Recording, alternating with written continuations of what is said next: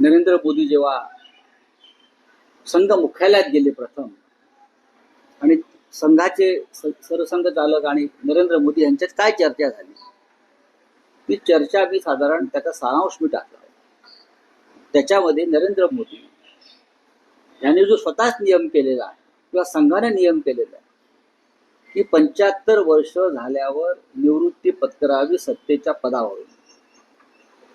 नरेंद्र मोदी यांनी लालकृष्ण अडवाणी, मुरली मनोहर जोशी, जसवंत सिंग अशा अनेक नेत्यांना निवृत्ती जबरदस्तीने लादली आपल्या स्वार्थासाठी, आपले मार्ग मोकळे करण्यासाठी. आता सप्टेंबर महिन्यामध्ये नरेंद्र मोदी 75 वर्षाचे होत आहेत. त्यांची दाढी पिकलेली आहे, त्यांच्या डोक्यावरची केस उडालेले आहेत, जगभ्रमण करून झालेलं आहे, सर्व सुख भोगलेली आहेत सत्तेची.